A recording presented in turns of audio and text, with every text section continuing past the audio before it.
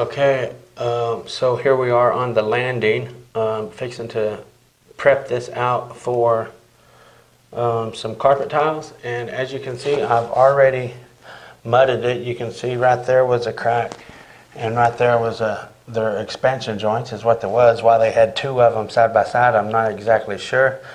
But anyway, we've got all that done, and if you can see, we still got a little bit of glue. See that? So anything that is left on the floor, I'm going to scrape up. It don't have to be everything, but anything that's loose. So if it's going to come up with this razor scraper, I'm going to get it off. If it sticks good enough to where it don't come up with the razor scraper, it's going to be just fine, and I'm just going to leave it down and go over it, because these are a really thick rubber. So it's not like it's going to be a vinyl, a sheet vinyl, or even a LVP or something, because this is just such a thick product that it's not going to matter if there's some tiny little imperfection underneath the floor.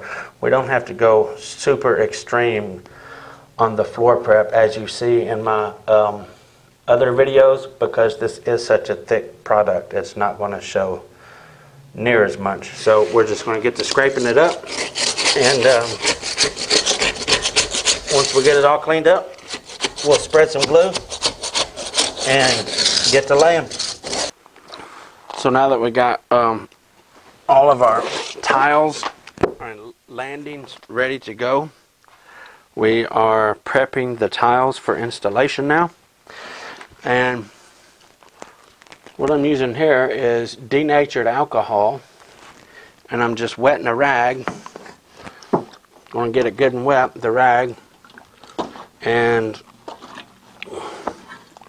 I'm going to wipe over the whole section of the back of this. I want to make sure every single bit of the back of it gets covered up with denatured alcohol.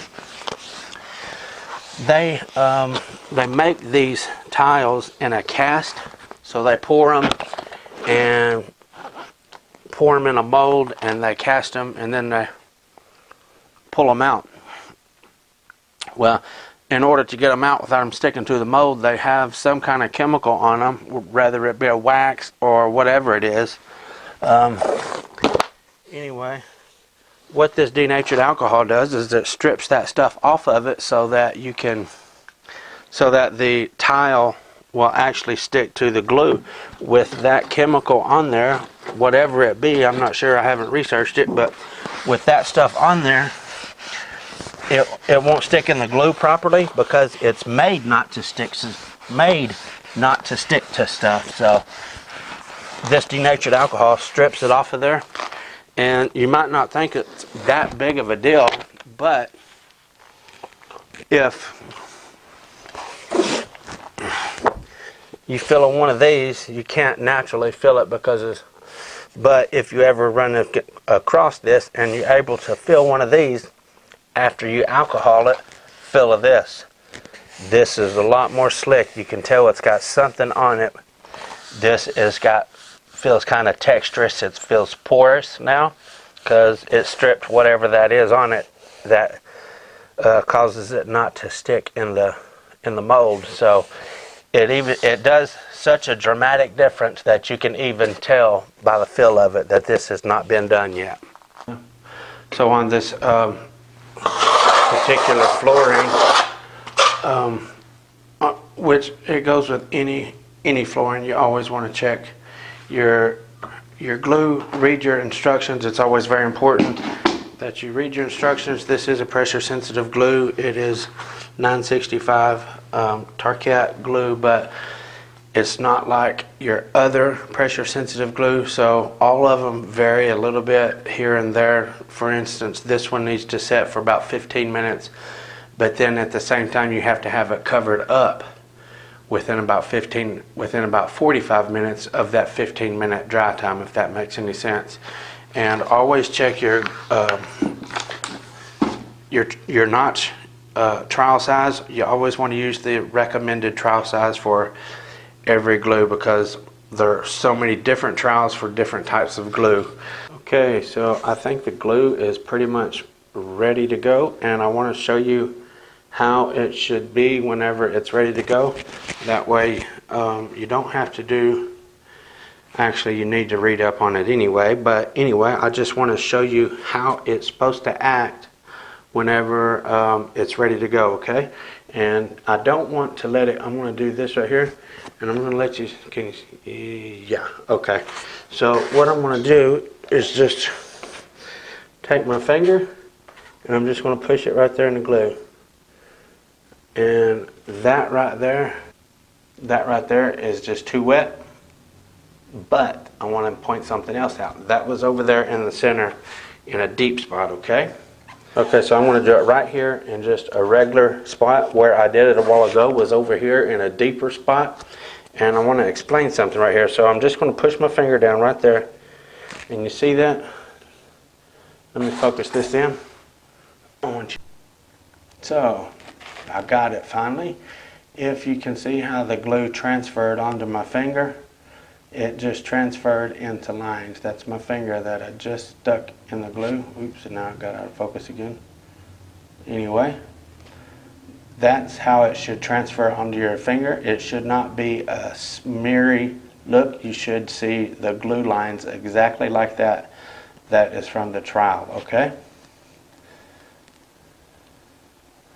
So now that it's ready, which it is ready, even though it was a little bit mushy over there and in some areas it's still a little bit mushy, I don't want to wait too long for this stuff, because you need to leave this stuff after it has it's like 15 minutes of flash time to where it gets air to it and it will transfer to your finger like that. You only have about 45 minutes to cover it up before it gets to where it's not sticky, okay? So if it takes you a while, you might actually even have to go around the edges or wherever you have to trim in and add a little bit more glue if it gets to the point where it's not sticky, okay? So the point of this is these tiles have dots on them, just like the stair treads do. You see there, so you want to keep these dots in a straight line with these dots here on the stair treads, okay? So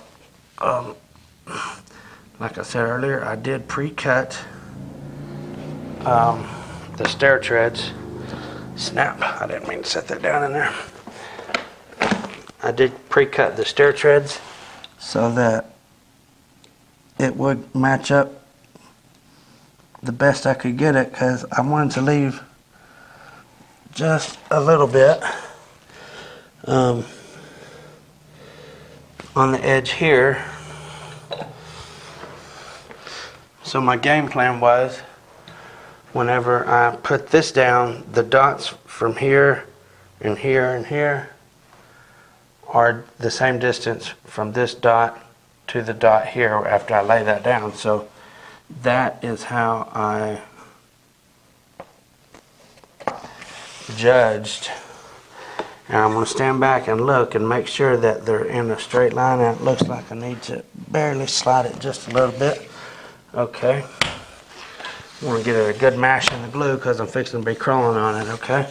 Got a little glue right there. So what I was saying a while ago is I cut this so that the dots between, right here's dots, I wanted this dot to be pretty much the same distance from my stair tread to my tile as this dot is on just the tile. I got fairly close. It actually looks like I got a little bit much, but that's okay. So it's going to be okay because the stair tread's already installed. Anyway, I'm just going to continue on laying my tiles out. I don't know why I'm saying that like that, tiles. But anyway, try to get in a position where I'm not in the way of the camera. So if you can see right there, this is a pretty shallow landing, so my very next piece has got to be cut. So just as I was doing the carpet tiles that you've seen here recently in one of my videos, I'm going to take this and run it all the way over to the wall, and then I'll fill in that direction, okay? Got a better view on the landing now, so I have switch it around a little bit and stick it on the flight of stairs that's above us. That way we could get a good view there. And my battery is just about to go dead on the camera, so I might have to stop for a few minutes and let it charge while I do something else. We'll see what happens. Anyway, I'll show how to get the cuts, and I cannot leave this glue or else I'll have to re-glue it. So I'm going to get the gist of it here, show you guys how to get your cuts and how it does cut. So I got 10 1/4 and about 10, barely over 3/8 there. So, or this is, come on out of there. This is barely over 10 1/4, so we got about 10 5/16 and 10 7/16. Okay, so what I want to do is just measure, just as I just called it out right there. Right there. I'm just going to put my little score mark with my knife, and I'm going to do the same thing. I think I might have got the measurement wrong on that. I'm going to double check myself there. I'm going to just line my mark up. These commercial rubber tiles and stair treads are really expensive, so we only ordered just enough so I don't have any margin for any mess ups.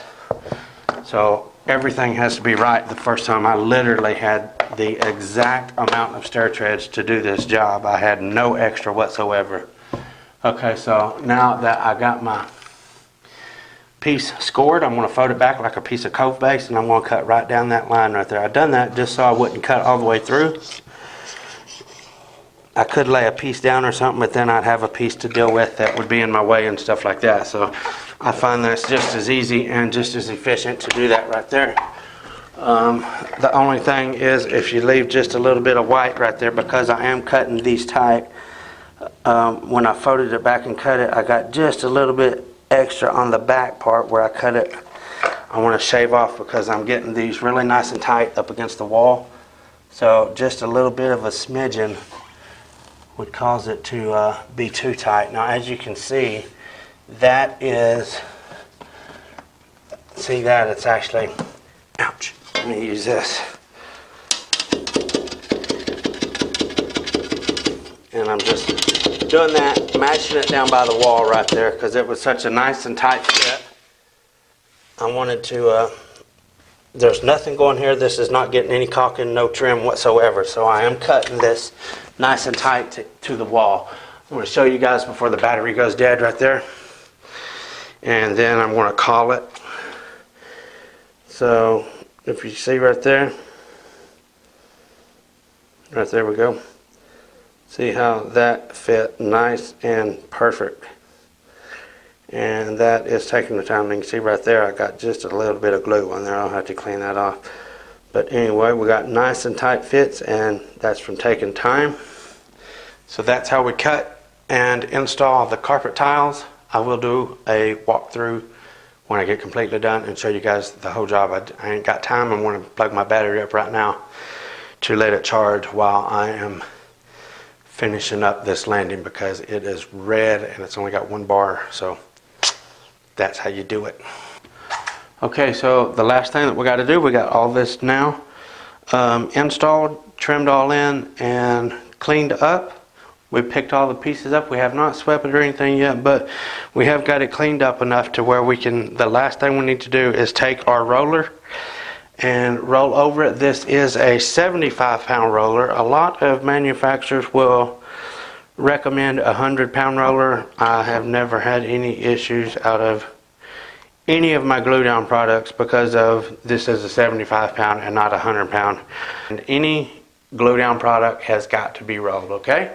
So we're going to go ahead and roll this out.